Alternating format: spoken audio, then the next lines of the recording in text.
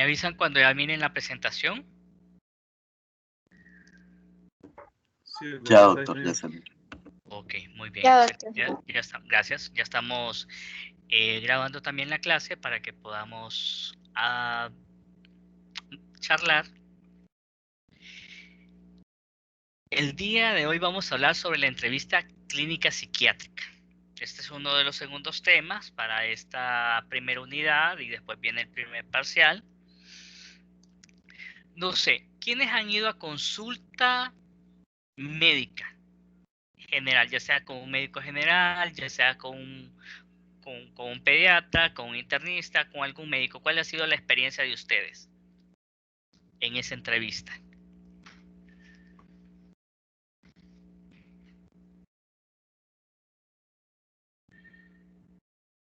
A ver quién quiere participar. Yo, doctor. Si le subes un volumen, por favor, para escucharte. ¿Se me escucha bien ahora? Sí. Ok. Entonces, en mi experiencia ha sido como bien rápida, bien pragmática y directo al punto. Siempre con un buen trato y con bastante respeto, pero algo que destaco es eso, pragmático y al punto. Ok. ¿Y especialidad? Medicina interna. Medicina interna. Ok, muy bien. A ver, ¿quién más?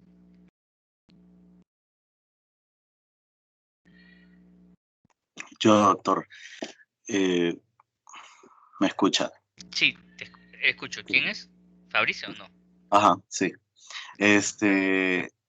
Igual, Primero ¿no? quiero que hablemos primero es con un médico general, con otra especialidad, y después vamos a ver con psiquiatría, a ver si alguien ha tenido esa oportunidad. Vamos a ver, Fabricio. Sí, bueno, como médico general, sí, fue una cuestión así bien esporádica, simple. Creo que la última vez que fui a un médico, recuerdo que ni siquiera me volteé a ver a los ojos. Y me sentí como, no sé, hasta me sentí juzgado porque no me miraba a los ojos, no sé. Entonces fue bien feo. La última que tuve fue mala, en realidad. Ok, muy bien. ¿Alguien más? Hola, doctor. La última vez que fui Bueno, fue hace como un mes con un neumólogo. Y pues no, ese me atendió muy bien, o sea, bien tranquilo. Me dijo, no te preocupes, o sea, me estaba tranquilizando. Yo estaba tranquilo, pero él me tranquilizó más todavía. Me dijo, no te preocupes, te voy a curar, tranquilo. Sentate ahí y después me contás qué tenés. O sea, todo muy bien y muy amable el doctor. ok, muy bien. Gracias, Joaquín. Cuénteme ahora si alguien ha tenido alguna experiencia con psiquiatra o con psicólogo, ya sea por consulta propia o de algún familiar o de algún amigo.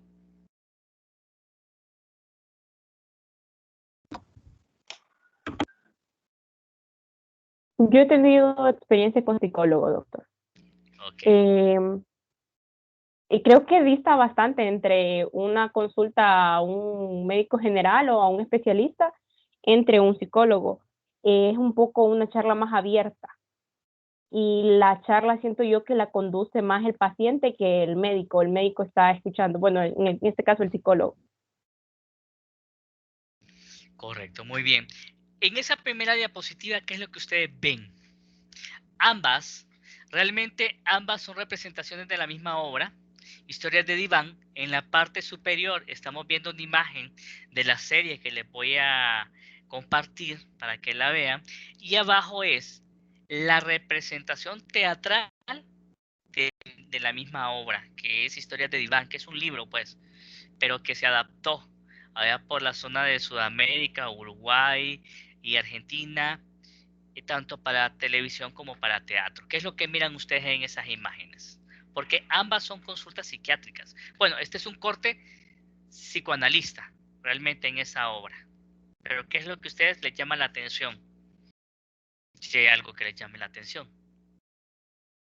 A mí me llama la atención como la postura de los pacientes, de la chica, y la mirada de la chica y la postura del paciente de la imagen de abajo. Ok. ¿Qué ven en esos consultorios?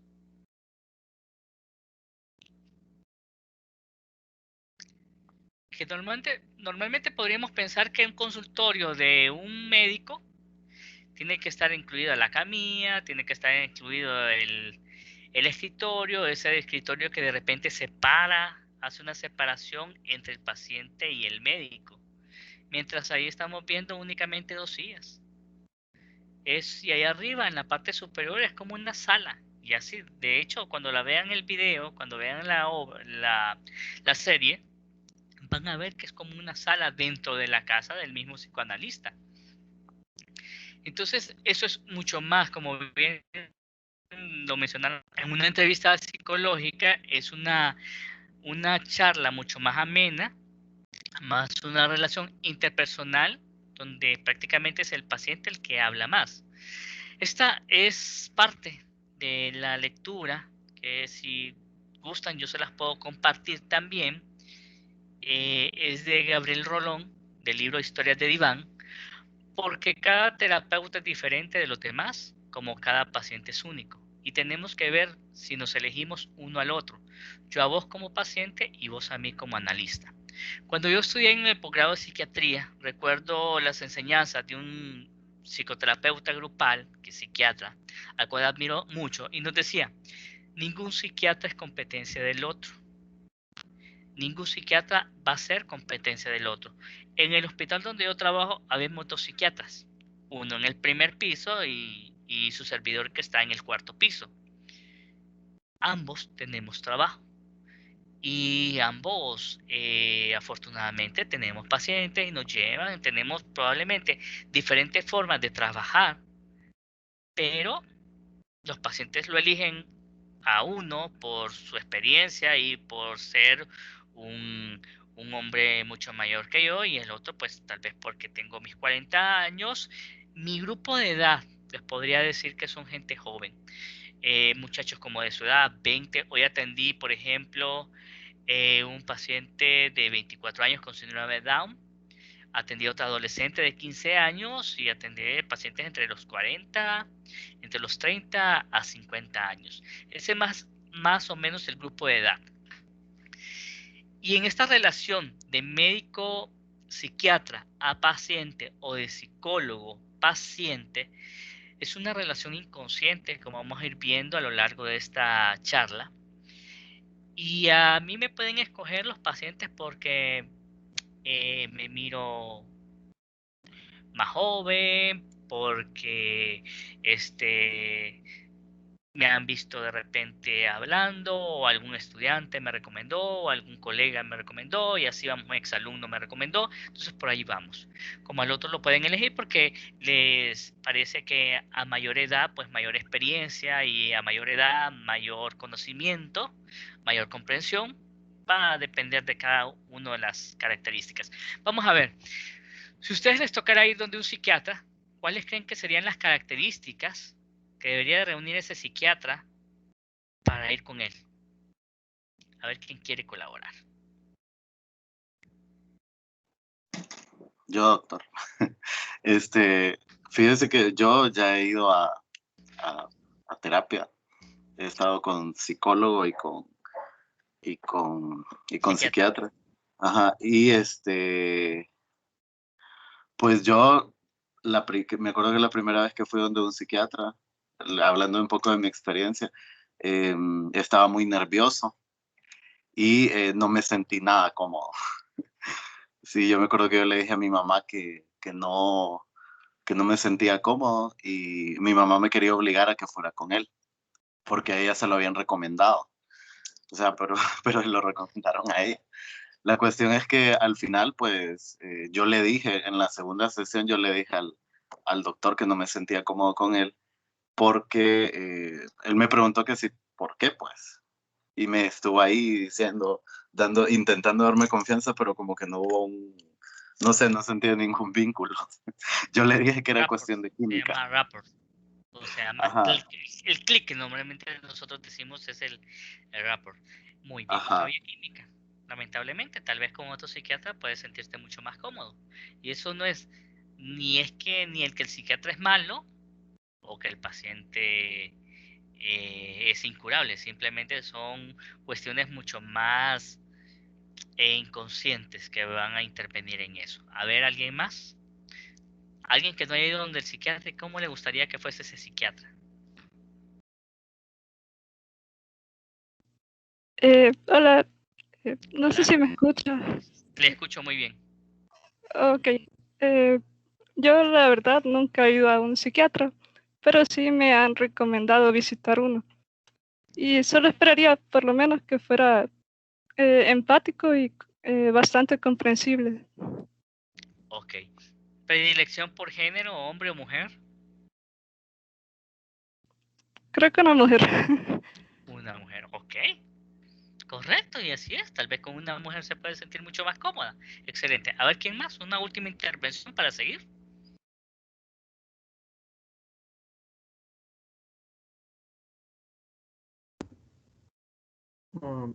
Yo, a mí me gustaría, aparte de lo que dijo Celeste, como que fuera bastante paciente, como en su habla, como tranquilo, y que me tratase más como a un amigo que como a un paciente, pues.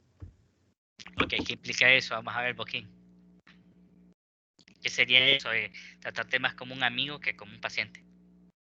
O sea, que hubiera bastante confianza, que incluso me tratara de, o ya sea de vos o de tú, pues más como que si yo estuviera hablando con alguien de mi círculo social, como desahogándome, que alguien como con un montón de títulos que yo tenga que decirle usted y así como mucho respeto y una distancia bastante grande, pues como de socialmente hablando.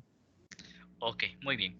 Yo atiendo de forma presencial y de forma virtual en mi consultorio, pero sí hay una distancia como más de 2 metros entre donde se siente el paciente que donde me siento yo. Es medida de bioseguridad.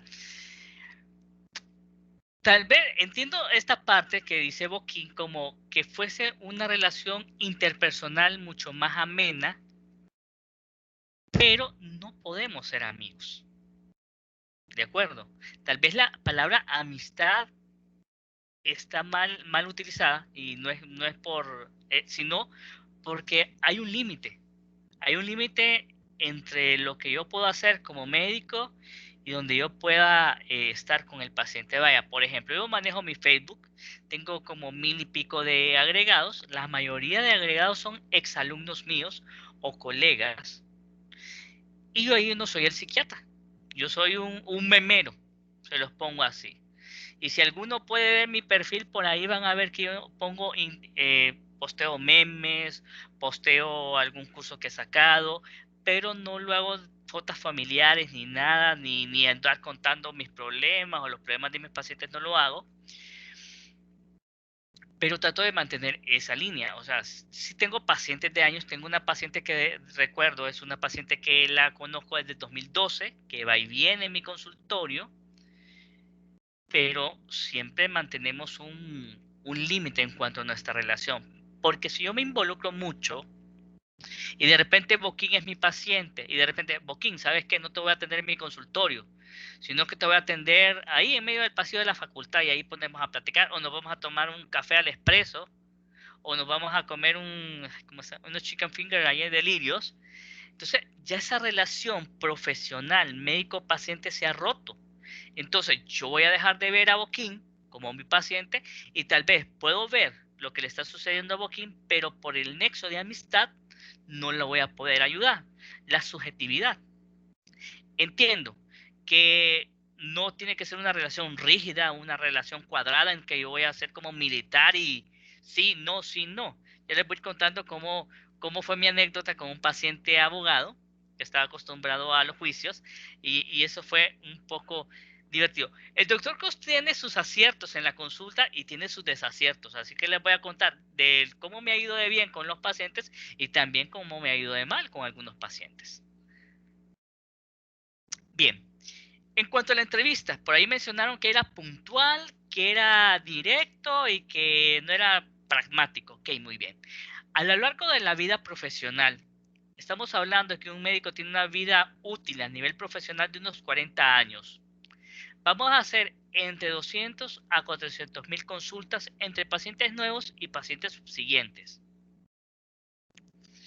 Y aquí el médico puede comportarse de dos maneras, como un diagnosticador, y le preguntamos, vaya Celeste, ¿cuántos días tiene fiebre? ¿Y cuánto ha tenido tos? ¿Y ha tenido malestar de cuerpo? ¿Y él ha salido prurito? Entonces vamos síntoma por síntoma hasta llegar al diagnóstico.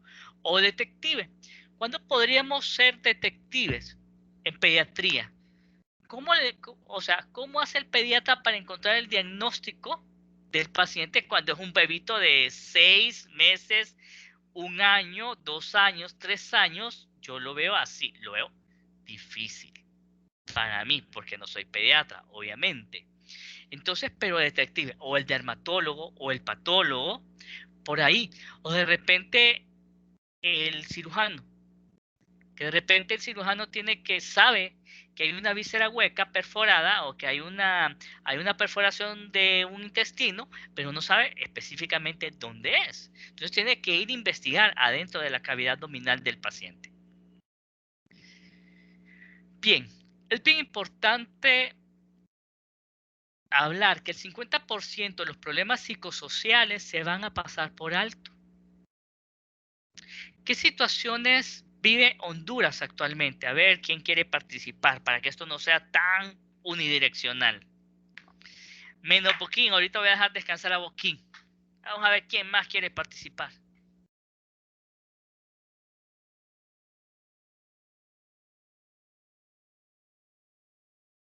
Bueno, creo que uno de los principales problemas psicosociales sería la inestabilidad política que hay actualmente. Correcto, muy bien. Y además de la inestabilidad política que lleva esto. Vamos a ver, gracias. Vamos a ver, inestabilidad política. Ahí ya llegó Daniel. Sí, fui yo. Sí, sí, ahí estoy asociando las voces, Daniel, disculpa. Ok, no hay problema, no hay problema. Alejandra Ninosca. Aquí estoy, doctor. Ok. ¿Qué problemas psicosociales podrían existir en Honduras actualmente?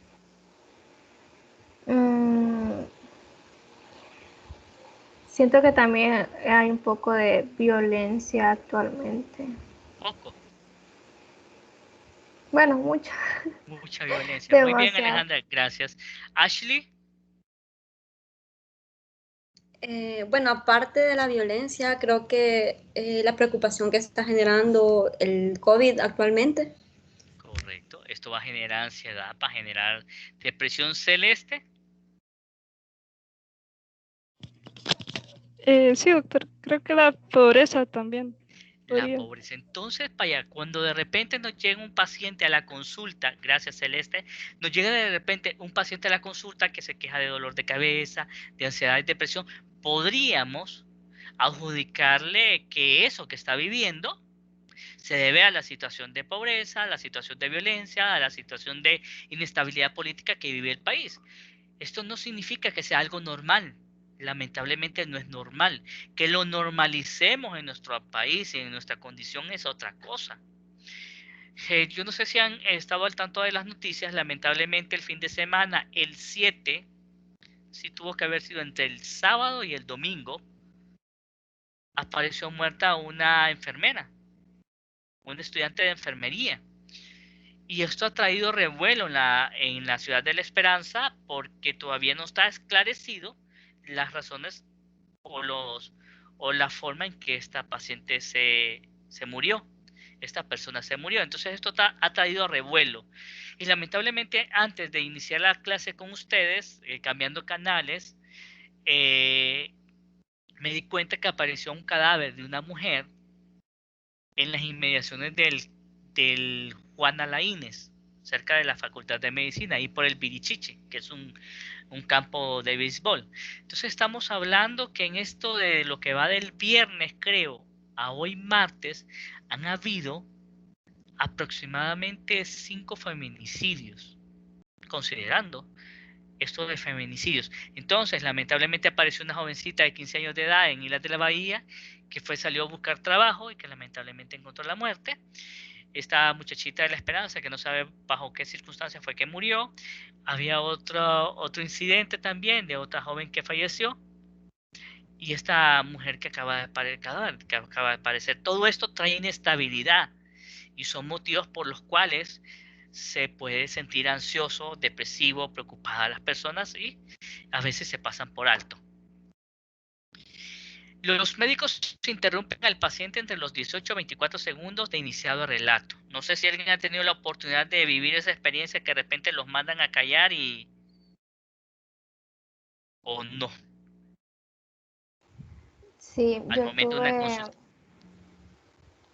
perdón, yo tuve una experiencia que fui al doctor y literal no me dejó de hablar. Me empezó como a aconsejar cosas que nada que ver con mi vida y él era internista, creo que así se dice.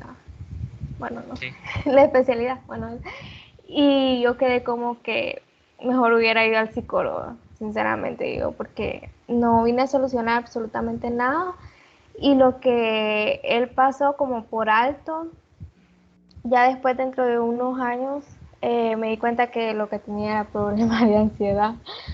Pero ahí no estaba tan no andaba tan mal perdido el doctor, el internista.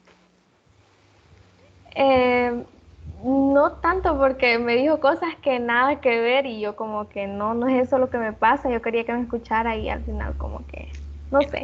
No. Sí. Lo habló. Ok, muy bien. Gracias. Y el otro, el médico brinda escasa información al paciente. Eso es otro quizás de los errores que llegamos a cometer. Ok, muy bien. ¿Qué importancia tiene la entrevista clínica? Realmente, para nosotros los psiquiatras, es el principal instrumento de nuestra práctica. Es a través de la entrevista clínica que tenemos la oportunidad de conocer al paciente, de conocer a su familia, de conocer o ver a través de los ojos del paciente el entorno. En esta entrevista clínica hacemos la historia clínica, hacemos el examen mental y tenemos que estar claros que realmente tiene que ser un espacio adecuado donde el paciente se sienta cómodo, donde el paciente se sienta comprendido. Yo siempre le digo a todos mis pacientes la primera vez que llegan, me presento, mi nombre es José Luis Cruz, soy psiquiatra, este es mi consultorio, lo que usted diga aquí se va a quedar, yo no estoy aquí para juzgar, yo no estoy aquí para condenar, yo no estoy aquí para regañar, que tal vez son cosas que a nosotros nos han inculcado cuando estamos pequeños. Ya te voy a llevar donde el doctor para que te puye, ya te voy a llevar al doctor para que te ponga una vacuna o te ponga una inyección. Entonces yo no estoy aquí para condenar, yo no estoy aquí para regañar, yo no estoy aquí para juzgar. Por ahí creo que va la cuestión de Boquín cuando él decía, no, yo quiero un psiquiatra, me gustaría un psiquiatra con el cual yo pudiera hablar, como que estuviera hablando como un amigo y no sentirme juzgado o no sentirme condenado. Eso por ahí va. Aquí se establece una relación interpersonal adecuada y quizás eso sea uno de los principales medios a través de los cuales nosotros los psiquiatras y los psicólogos nos valemos para poder dialogar con el paciente y para poder descubrir qué es lo que le pasa al paciente. Todas las intervenciones terapéuticas se deben de realizar en el marco de la entrevista clínica. Tal vez el mensaje que recibió Ashley es AM. ¿Quién es? La compañera que fue donde el internista y que la empezó a regañar. ¿Cómo se llama? Sí, yo. Alejandra Ninosca. Alejandra Ninosca, perdón. AM Alejandra Medina. Martínez. Martínez, Alejandra Medina. Gracias, Alejandra. Entonces, tal vez el mensaje no era lo que ella esperaba en ese tipo de consultas, porque no era el espacio ni era el momento. Ok, pero todas las intervenciones del psicólogo y del psiquiatra deben de hacerse dentro del marco de la entrevista clínica. ¿Y hacia dónde va orientada la entrevista clínica psiquiátrica? Pues la obtención de datos fiables que le permitan al médico psiquiatra la realización de un diagnóstico. Para eso nos sirve, para eso es importante. Nos sirve para conocer ¿qué? La relación con el entorno. Les voy a poner un ejemplo. Hoy la clase va a ser un poquito larguita, pero vamos a tratar de hacerla amena. Una paciente que miré hoy. Es una mujer de 32 años, casada con un hombre mayor de 60 y tantos años de edad. Ella es abogada, trabaja. Lastimosamente en el área donde ella trabaja, pues sufre de acoso, de maltrato, ella no se siente bien, etcétera, etcétera, etcétera. Ella me llegó hace más o menos hace un mes a consulta con la historia de que ella viene de un hogar desintegrado, un padrastro que la maltrataba, solo eran 2 hermanas, la hermana menor que era hija del padrastro y de la mamá, y ella sentía que tanto la mamá como el padrastro tenían un favoritismo hacia la hermana menor, y ella estaba como de lado. El papá murió cuando ella estaba muy pequeña y ella dice que se llevaba muy bien con él y que lo extraña siempre. Pasa el tiempo y ella se casa con este señor de 66 años, 65, 66 años. Diabético, hipertenso, con un problema ya de daño vascular que le impide cumplir con su rol de esposo. Y ella es una mujer relativamente joven. Conoció a alguien joven, igual que ella. Y la cosa que, pues, como dice ella, cometió un error del cual yo me siento culpable. Ya se pueden imaginar qué error fue el que cometió. Entonces, ella no logró manejar la culpa y se lo confesó a su esposo. El esposo le pidió disculpas porque él sabe que por su enfermedad de diabetes y problema vascular ya no puede satisfacerla y deciden divorciarse, pero se divorcian, pero viven en la misma casa porque son buenos amigos. ¿Me van siguiendo? Sí, doctor. Okay. Sí, doctor. Pues bueno, con el paso del tiempo, ella sigue con esta otra relación. El hombre quiere formalizar, pero ella no quiere dejar a su mejor amigo, que fue su esposo, y le dice que si se casan, porque el hombre es extranjero, que si se casa con él, ella se tendría que ir a Sudamérica con este señor, pero ella se va y se casa con una única condición. ¿Cuál creen ustedes que es? ¿Cuál se les ocurre? Yo creo que no se les va a ocurrir. Que se lleve el señor con él. Que se lleve el señor. Correcta, que se lleve su súper buen amigo. Entonces, obviamente, el novio actual no acepta eso. Y es cuando ella se siente mal porque dice que no puede dejarlo, porque él es como su padre y todo eso. ¿Ven qué caótica podría estar la situación de esta persona? A través de la entrevista clínica nos damos cuenta de la situación emocional y de cómo ella percibe la situación de su entorno. Entonces, es una persona que lamentablemente necesita apoyo y ojalá que lo pueda lograr. Y aquí les hago una aclaración. Cuando yo cuento casos de mi consultorio, son casos con datos reales, pero los personajes son ficticios, ¿de acuerdo? Para que nadie vaya a pensar que ando ventilando las cosas de los pacientes. No, ahí invento cosas para que distorsione y no se puedan ubicar a los pacientes. Otra. También a través de la entrevista conocemos las influencias sociales, las influencias religiosas y culturales. Ok. ¿Quiénes profesan aquí alguna religión? Que la profesen de verdad, que me puedan comentar, sí doctor, yo soy evangélico, yo soy católico, ¿quiénes me podrían decir? O yo no creo en nadie.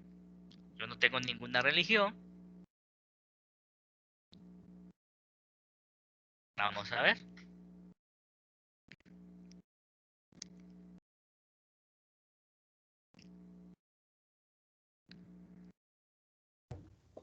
Yo soy católico, doctor. Ok, muy bien. Boquín, ¿sos católico? De católico a católico. Sí, doctor. Ok, muy bien. Natalie. Pues yo no tengo religión, doctor. Ok, ok, muy bien. Lizzie.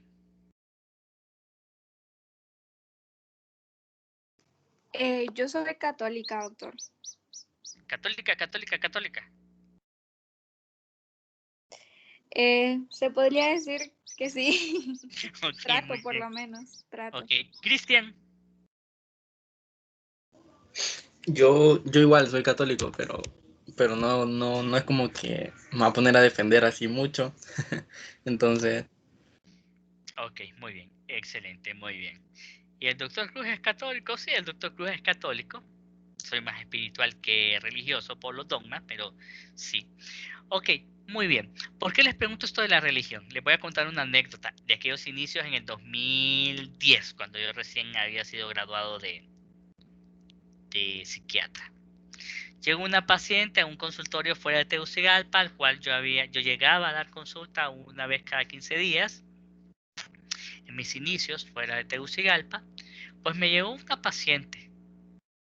Y yo escuché la historia y de repente le digo yo, bueno, joven, yo realmente considero que todo su problema está relacionado con con un cuadro depresivo, sí, pero que está relacionado con falta de perdón. No perdona a su mamá por haberla dejado en la casa de su abuela. Y no sé qué más le dije yo en aquel tiempo, en el 2010. Pues jóvenes, esta muchacha se enojó conmigo. Me dijo que ella había ido a buscar un profesional, no a un religioso, que parecía más una situación de confesión y que el que le estaba hablando era un sacerdote y no un profesional, y que ella no iba para eso y que se sentía defraudada. ¿Cómo creen que se sintió el doctor Cruz después de eso que me dijo esa paciente? Díganos sin miedo. Fabricio.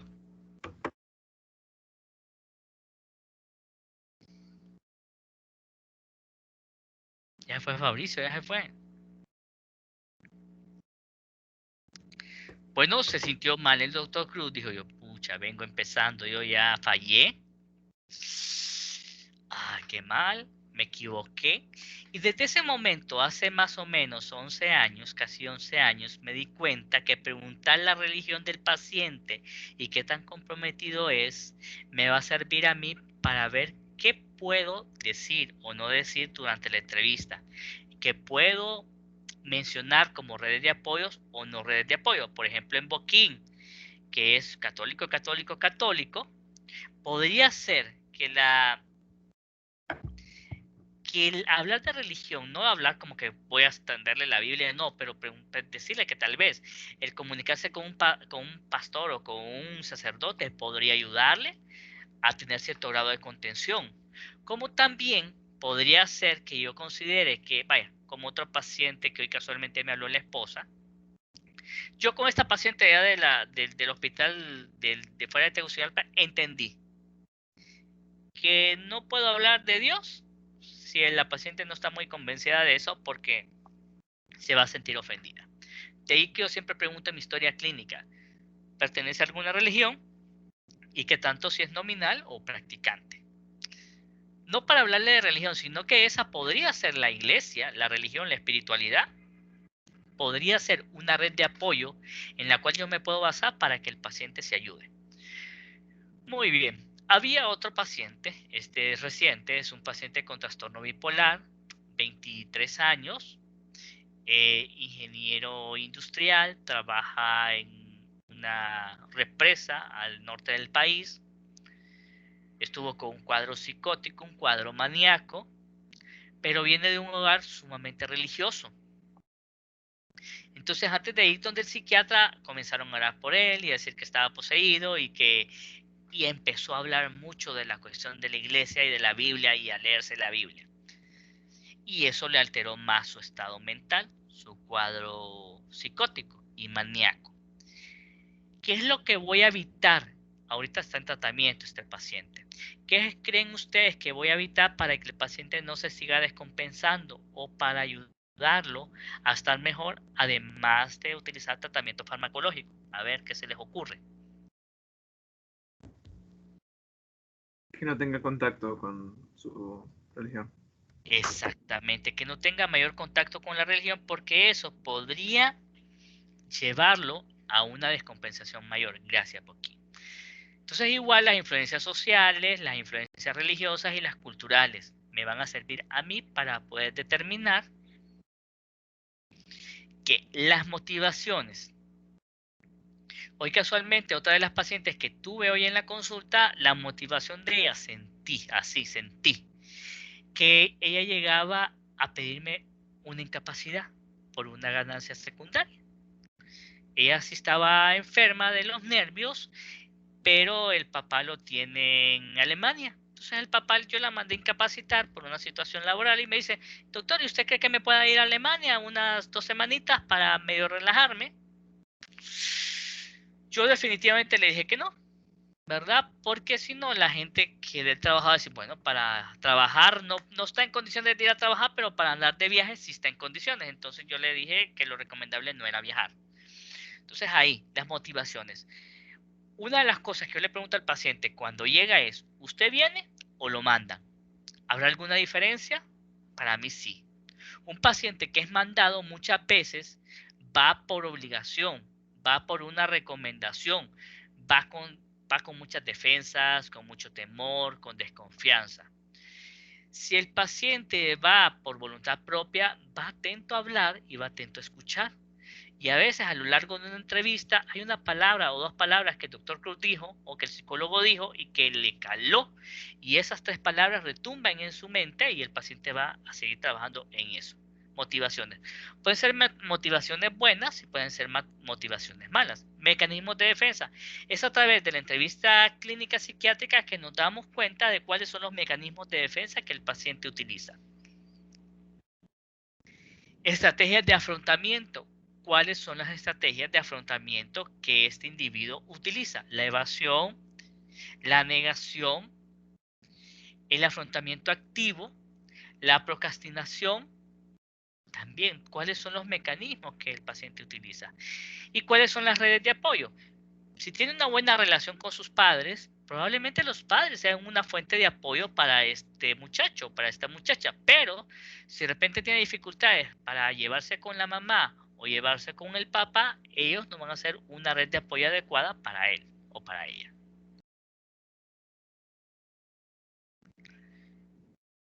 ¿Vamos bien hasta ahí, chicos? Sí, doctor. Muy bien. ¿Cuáles son los objetivos de la entrevista clínica? Bueno, los objetivos va a ser conocer a la persona, desde que el paciente llega, cuál es el nombre, cuántos años tiene, todos los datos generales. A mí me interesa mucho cuál es la vestimenta que utiliza. Los que están en Tegucigalpa, ¿cómo sienten que estuvo la mañana? ¿Qué tan caliente o qué tan fría estuvo la mañana hoy? ¿Hizo calor o hizo frío? Caluroso. Caluroso, muy bien. La última paciente que yo miré hoy fue a las 11 de la mañana. Una jovencita de 17 años de edad. Iba con un suéter, de esos suéter gruesos. Y a mí me llamó la atención. Yo estoy en el 4º piso del hospital. Tengo un ventanal que abro y que para que el viento fluya. Por esa cuestión de que no podemos encender, que no es recomendable encender aire acondicionado. Pero me llamó la atención que hoy, siendo un día caluroso, ella anduviera con suéter. Y resulta que ella utiliza esos suéteres para taparse las heridas que se provoca ella misma. Entonces todo eso a mí me interesa, incluso la vestimenta para mí es importante, porque anda con suéter, que es lo que trata de ocultar, porque anda con este determinado forma de vestir. También me sirve la entrevista para crear y mantener la relación interpersonal. Muy bien.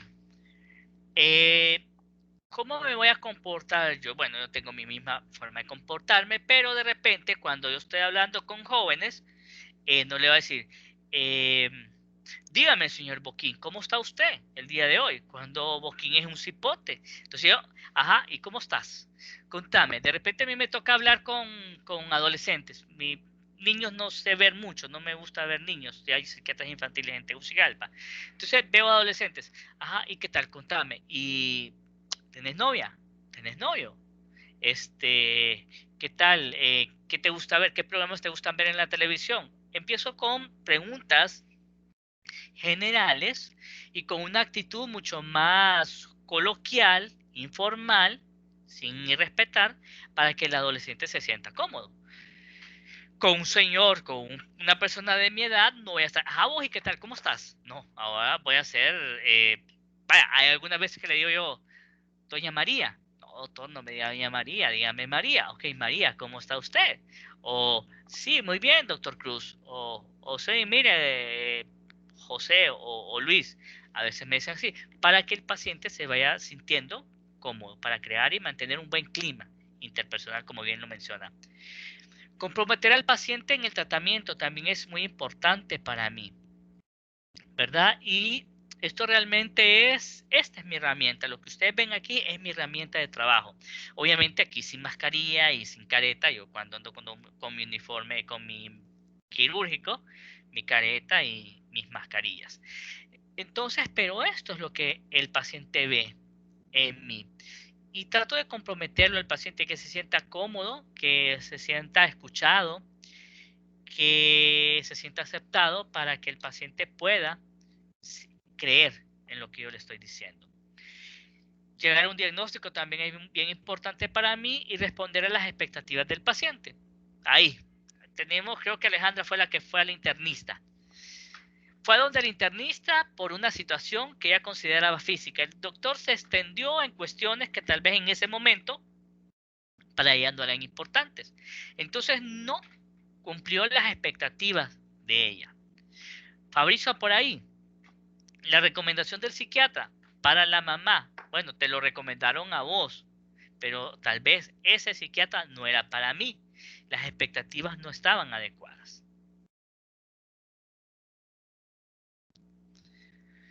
Bien, finalidad de la entrevista para el paciente es conseguir un alivio de su padecimiento y clarificar el problema. Como yo a veces les digo al paciente, mire señora, mire señor, yo no le estoy dando nada nuevo. Solo le he puesto nombre a lo que lleva meses sintiendo. Hace poco, la semana pasada, me llegó un muchacho, más o menos 21, 22 años, de un hogar, pues, algo religioso. Viene de una escuela evangélica de allá del interior del país. Llegó a consulta. Resulta que el muchacho tiene un trastorno obsesivo compulsivo. ¿Cómo llegué a la conclusión de esto? Bueno, en este tiempo de cuarentena y de aislamiento, de confinamiento, el muchacho encontró un distractor que tal vez para algunas personas puede ser gratificante, para otros no: pornografía. Y él empezó a ver pornografía. Antes no lo miraba con tanta frecuencia. Pues el jovencito estaba masturbándose y le entró una idea: y cuando yo me case, qué feo lo que estoy haciendo, cómo estoy engañando, cómo estoy ensuciando la imagen de mi futura novia o de mi futura esposa. Y ese pensamiento se volvió tan repetitivo, tan constante, tan incómodo, que lamentablemente le causó un gran problema de ansiedad, depresión. Entonces el papá le decía, a pesar de que, hijo, eso no tiene nada, pero él se sentía tan mal, se sentía tan sucio, tan pecador, que eso le revolvía más la ansiedad y la depresión. Parte de mi formación, además de ser psiquiatra, tengo una formación en terapia sexual y sexología. Hablando de él, ha sido de una forma muy profesional, le dije, eso no tiene nada que ver. La masturbación es algo normal, incluso terapéutico para algunas parejas. Y el papá, pues yo tuve que hablar con el papá y explicarle todo esto, y el papá, pues, de acuerdo. Pero el muchacho maneja, todavía está pendiente de una segunda evaluación a ver cómo va con ese del tratamiento que le indiqué, pero el paciente le generó eso. Y el paciente se asustó. Miren, no tiene por qué asustarse. Este es un síntoma que ya está. Por lo menos te estoy diciendo que no sos ningún enfermo, así perverso, por así decirlo, que esto se llama trastorno obsesivo compulsivo, que la masturbación no es nada malo, no es pecado, y que esto tiene solución. Pues eso yo espero que le haya ayudado a él para sentirse mejor. La finalidad de la entrevista para el doctor es obtener un diagnóstico que le permita tratamiento que beneficie al paciente. Eso es lo que andamos buscando. Esa es la finalidad. Bien. Elementos básicos de la entrevista psiquiátrica. La relación interpersonal médico-paciente, que el paciente se sienta cómodo, una adecuada relación médico-paciente, que no sea distante, que no sea hostil, que haga contacto visual, como ahí mencionaron, que el tono de voz sea adecuado, no castigador. Hoy tuve otra paciente que tuvo una experiencia con un psiquiatra anterior. Yo no soy alguien que pregunte cómo le fue con el psiquiatra anterior, porque como les digo, no es competencia ni nada. Pero ¿cuál fue la mala experiencia? Porque tuve una mala experiencia con X psiquiatra. ¿Cuál fue su mala experiencia? No, mi hija habló con el psiquiatra, y al final, cuando nosotros entramos, el psiquiatra nos dijo: su hija tiene un cuadro depresivo grave y no sé cómo no se ha matado.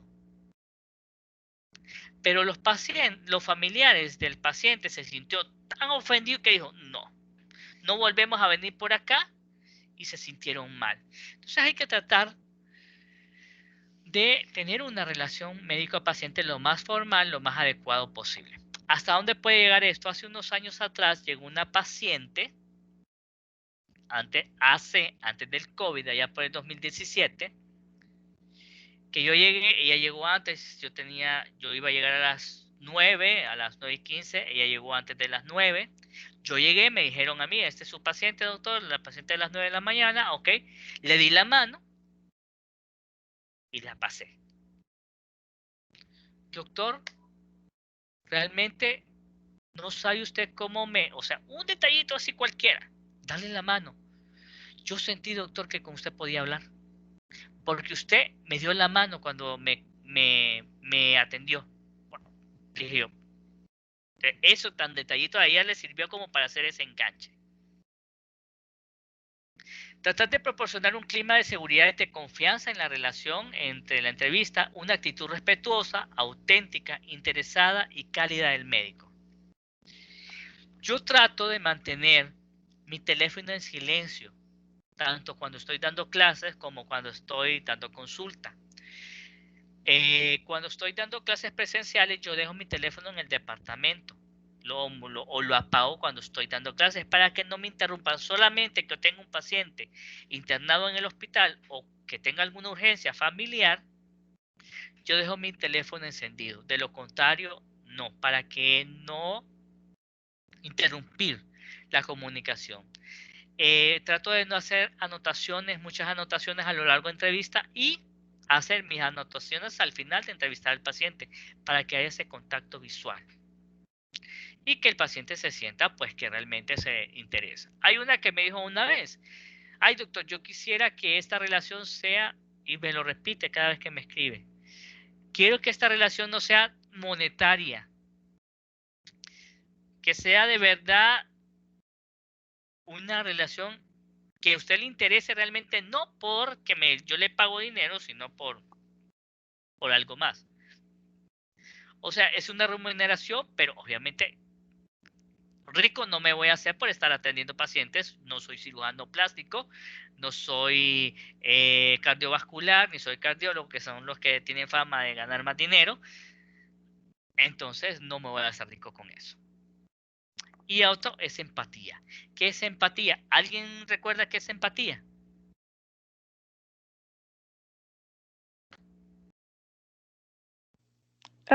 Sí, ponerse en el lugar de la otra persona. Correcto. Celeste, no. Entonces, empatía es... Sí, gracias Celeste, gracias por estar participando. Empatía es ponerse en los zapatos del otro, pero saber también cuándo nos tenemos que salir de los zapatos del otro. El video que les voy a mandar vía WhatsApp va a hablar sobre esto. A que les gusta leer, lo pueden leer y pueden ver el video. Esto de la empatía es bien importante. Bien. ¿Cuál es la forma de conducir la entrevista? Primero vamos a tranquilizar al paciente durante el contacto inicial, observando su conducta. Lo que yo les mencionaba, yo no estoy aquí para juzgar, no estoy aquí para condenar, no estoy aquí para regañar. Para mí es mi frase que yo utilizo para que el paciente no se sienta como observado, como juzgado, como condenado. A veces el paciente me dice, doctor, pero es que yo casualmente, como me dijo uno esta semana, bueno, doctor, pero es que realmente yo lo puedo ver en la calle y no lo puedo conocer, no lo voy a conocer, porque obviamente con 2 mascarillas, con la careta, bueno, entonces me quité la careta, este soy yo. Entonces, ahí, más o menos, aquí, en la clase, obviamente no estoy con careta, no estoy con mascarilla, entonces me pueden ver la cara. Pero tratar de tranquilizar al paciente en ese preciso contacto, primer contacto visual. Ahí, por ahí mencionaron que Joaquín, cuando fue el neumólogo hizo eso, pues buscar disminuir la ansiedad, disminuir la aprensión que el paciente podría sentir. Explorar las emociones y responder empáticamente. A veces algunos pacientes me dicen a mí, doctor, disculpa que voy a llorar, ¿no? Usted puede llorar, puede gritar, puede patalear, ahí están esos cojines para que pueda golpearlo si usted quiere.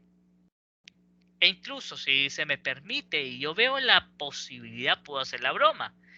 Incluso puede quebrar estos adornos y después pues sacamos cuentas. Pero, o sea, mi idea es que el paciente sienta que yo no la voy a juzgar si se pone a llorar o si se pone a quejarse. No. Explorar las emociones y responder empáticamente. No, si usted quiere llorar, llore. Este es su espacio para llorar. Cuando usted esté preparada para seguir hablando, podemos seguir hablando. Tómese su tiempo. Ahí están los Kleenex para que usted pueda utilizarlos. Bien. Analizar el nivel de comprensión, de conciencia del trastorno del paciente. ¿Qué tan consciente está de la enfermedad de este paciente? Que si necesita o no necesita ayuda. Mostrarse experto y con autoridad. Con autoridad yo no me refiero a mostrarme así como que fuera militar, todo rígido, todo cuadrado, sino que no empiece a titubear. Rol del paciente. O sea, hay pacientes que piensan, entre comillas, que saben más porque de repente leyeron en Google, tenía una paciente que así era, mire doctor, pero es que yo leí, bueno, ahorita está con la idea de la antivacuna. Y ella me dijo el sábado, mire doctor, yo de la vacuna no voy a hablar con usted porque yo sé que usted es médico, pero yo no me la voy a poner. ¿Ok? Pero ahí tratar de que el paciente se enfrasque en ese rol de paciente y no de médico. Esto más que todo tal vez con los médicos, con los psicólogos que llegan a consulta, que a veces tratan de ir dirigiendo ellos la consulta. ¿Vamos bien? ¿Preguntas hasta aquí, chicos?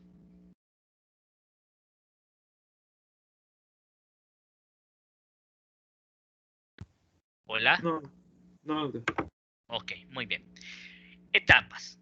La preentrevista. ¿Cuándo comienza la preentrevista? Por ahí leí en el foro de presentación que había uno de los compañeros al cual le habían sugerido que matriculara la clase conmigo.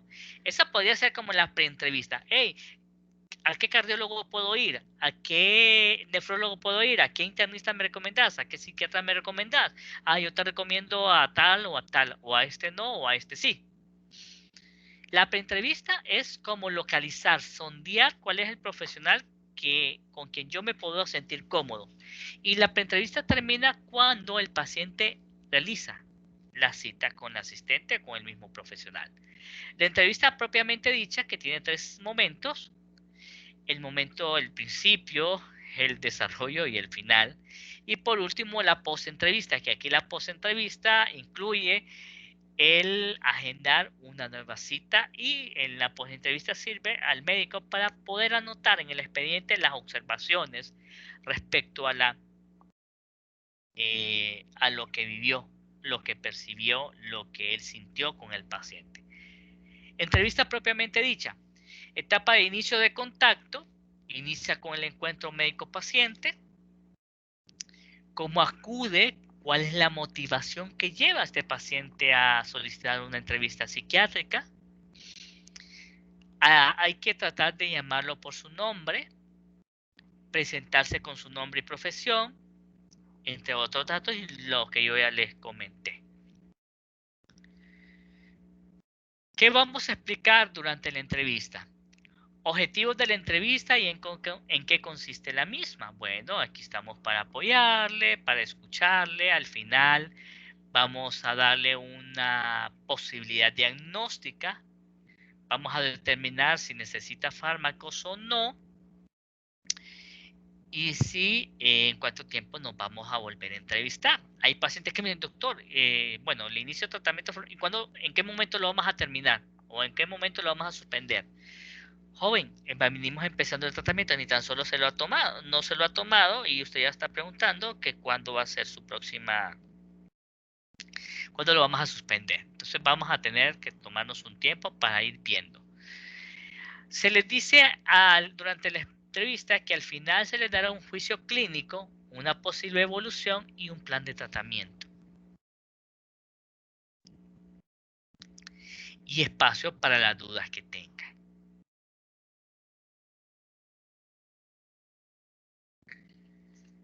En la etapa de inicio, pues establecer la relación médico-paciente, abordar el motivo de consulta, con sus palabras o entrecomillados, tomar datos de identificación. Para mí me interesa mucho la religión, porque puede o no ser una red de apoyo, la ocupación y algún dato.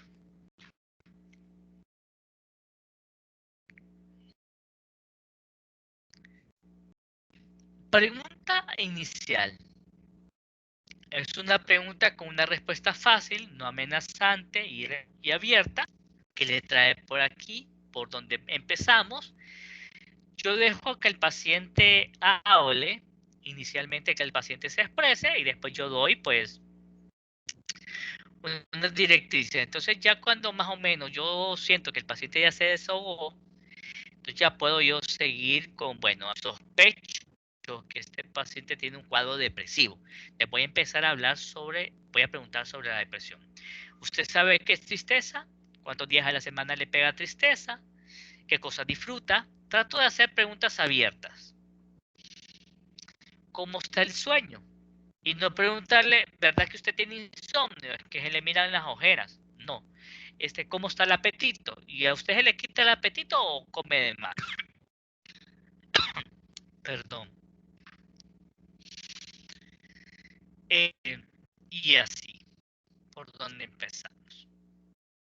En la etapa de desarrollo, ya ahí podemos hacer como una línea de vida o una línea histórica, una línea de tiempo. Y vamos guiando al paciente para hacer una narración más o menos cronológica de lo que le sucede al paciente. El objetivo de esto es obtener información necesaria para llegar al diagnóstico presuntivo. Y se prefiere preguntar un síntoma a la vez, una vez que el paciente haya hablado.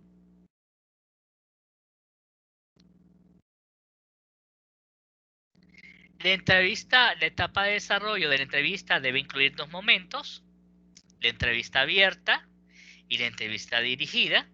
En la entrevista abierta se le permite al paciente que hable, que se desahogue, que el paciente puede expresar el motivo por el cual llega a consulta, el interés, la motivación y todo esto. Y la entrevista dirigida va encaminada a ir orientando. Vamos a preguntar síntoma por síntoma. Preguntas que yo siempre hago a lo largo de la consulta: consumo de drogas, consumo de alcohol, pensamientos negativos. ¿Qué podrían ser pensamientos negativos para ustedes? A ver.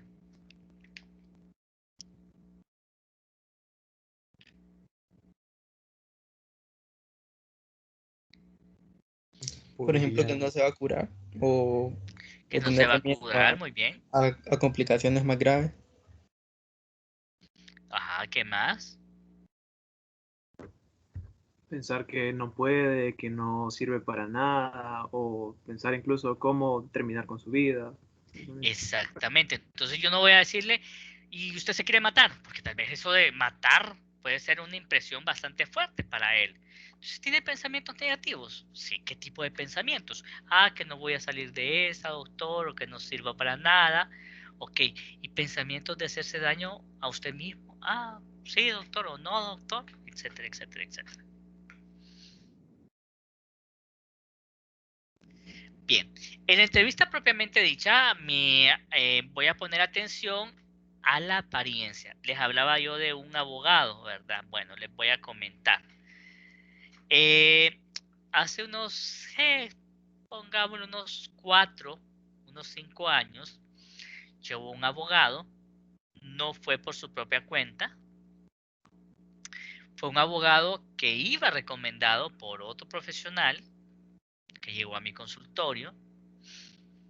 En mi consultorio, pues yo lo atendí. La primera vez que llegó, no sé si, creo que sí, mi cámara está encendida.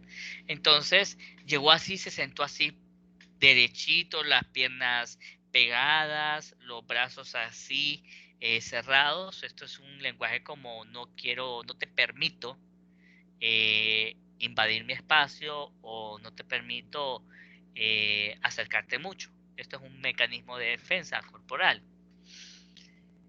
Cuénteme, ¿y qué tal está el sueño? Entonces me decía el paciente, ¿cómo así, doctor? O sea, puede ser una pregunta más específica, pero mi idea mía de cómo está el sueño era para que el paciente hablara. Entonces llegó un momento en que le dije, mire joven, yo sé que usted es abogado, pero aquí no estamos en un juicio, no estamos en un dictamen en el cual usted solo tiene que contestar sí o no, sí o no. Mi idea es que usted hable, que se exprese, que puede exteriorizar todo lo que usted siente.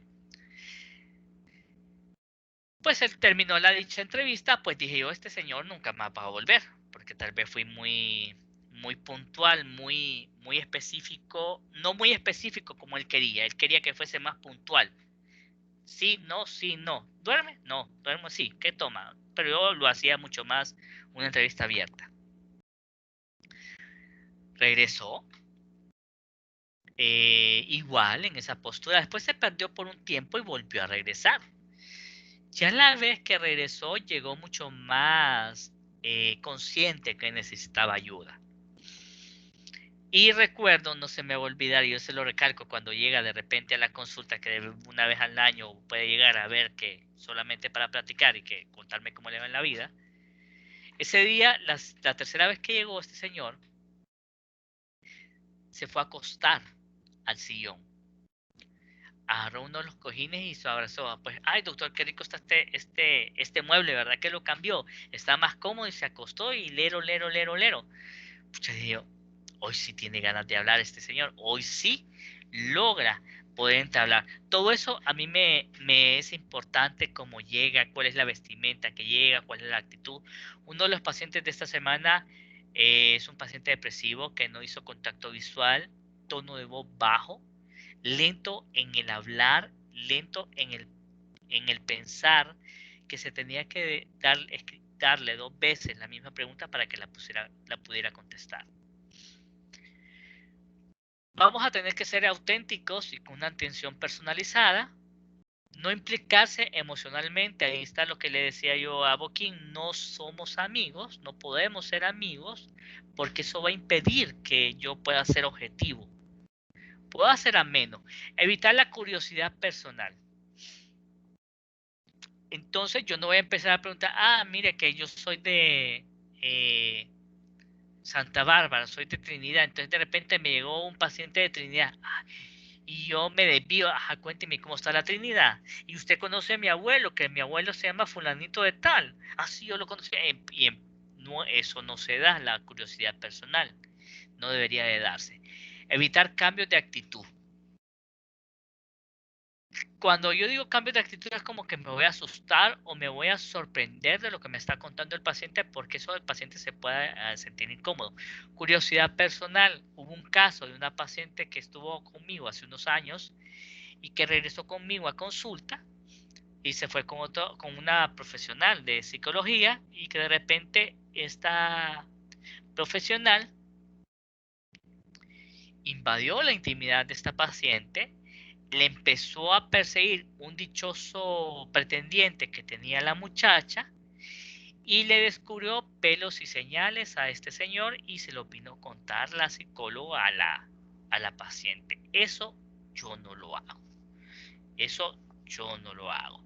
La confidencialidad es importante, solo la rompo o la rompemos los psiquiatras cuando pone en riesgo su vida el paciente, cuando pone en riesgo la vida de otras personas. Y por el último es un encuentro satisfactorio que tratamos de hacer. Y al final, puedes informar los motivos de ordenar exámenes si el paciente los amerita, explicar diagnóstico o una hipótesis diagnóstica, el pronóstico y el tratamiento, cuánto tiempo va a durar el tratamiento, que no son adictivos los medicamentos, que no lo van a volver tonto, que no va a ser dependiente. ¿Cuáles serían las recomendaciones, las prescripciones? Y fijamos fecha para la próxima cita y el cobro de honorarios. Aquí es bien importante porque en la Facultad de Medicina lamentablemente no nos enseñan a cobrar por nuestro trabajo. Entonces ahí a mis inicios hubo gente que se me fue sin pagar. Toca. Entonces afortunadamente tengo un asistente que el asistente se pone de acuerdo con ellos para fijar la próxima cita y para cobrar los honorarios. Y la post-entrevista, pues el médico hará las anotaciones de cómo se sintió con el paciente y cómo percibió al paciente, cuál fue la conducta corporal, el lenguaje verbal, el no verbal, el contenido de la charla y cuáles fueron las indicaciones en cuanto al tratamiento. Impresión de la entrevista en el médico y en el paciente. Y aquí, chicos, vamos a quedar. Esto lo voy a tratar en la siguiente clase. Y no sé si tienen comentarios o tienen participación. Aquí hay un mensaje. Vamos a ver qué dice por acá. Ok, no las había leído. Ok, aquí tengo, vamos a ver. Natalie dice que es evangélica. Natalie, doctor, ¿cómo hacen ustedes como profesionales con el tema de que si se deben de dar oportunidad para hablar y hacer sentir al paciente escuchado, pero el paciente está pagando o está programado solo por un tiempo determinado? Muy bien, gracias Natalie, dentro de la entrevista se establece. Hay cosas, no sé si tienen oportunidad, pero yo se los puedo mandar por, no sé si la ven ahí. Más o menos se las puedo mandar por fotografía. Esta es una hoja que yo le entrego a cada uno de mis pacientes. Y tiene el nombre del paciente, la fecha en que asiste el paciente, cuál es el diagnóstico que le di, porque muchas veces el paciente no se acuerda de la ansiedad que pueda tener. Y siempre se establecen una hora, digamos mi horario es de 35 minutos, 35 a 40 minutos por paciente. Entonces, idealmente mi paciente entra a las 9 de la mañana, sale a las 9:35, a las 9:45 por ahí, y en ese tiempo tiene su espacio. El paciente tiene que cubrir su espacio, no porque tengo otro paciente. O sea, si digo que son 45 minutos, 45 minutos va a durar la entrevista. Ese es el espacio para el paciente. Si el paciente quiere agendar 2 horas ese día, realmente no es recomendable porque va a llegar un momento en que el paciente se va a cansar y el doctor también. Entonces se pueden hacer sesiones separadas. Hay pacientes que van una vez por semana y otros pacientes que van cada 15 días. Si se debe dar oportunidad para hablar y hacer sentir al paciente escuchado.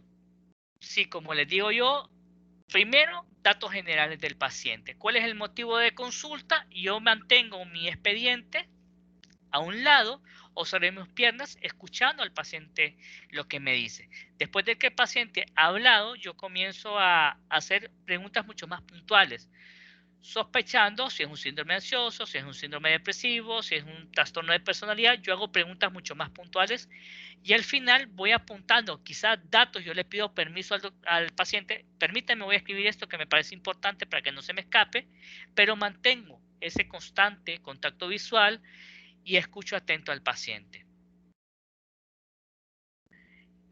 Natalie, si me ayudas a poder entender lo que escribes ahí, por favor.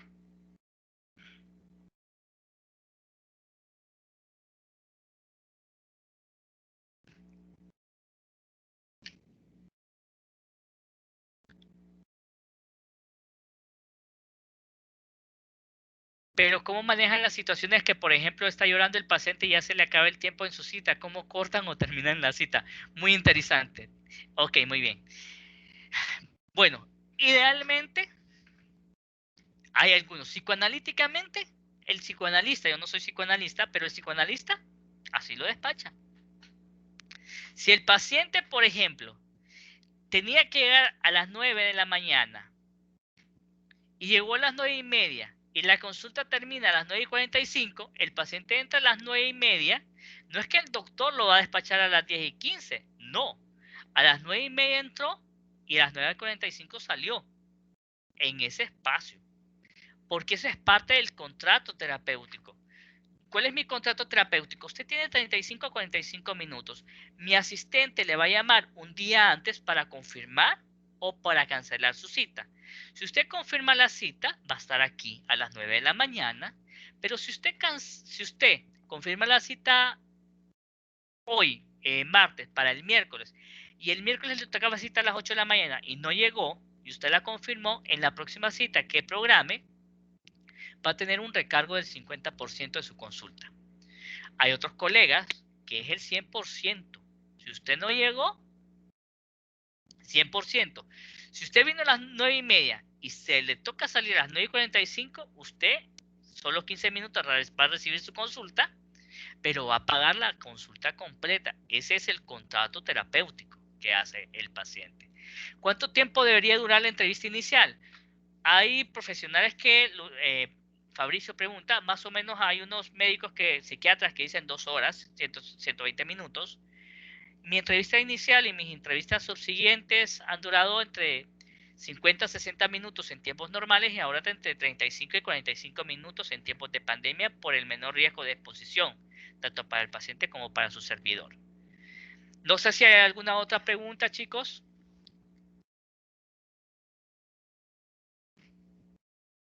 ¿Comentarios sobre la clase? Yo sé que no fue un poquito larga, pero espero que no haya sido tan aburrida.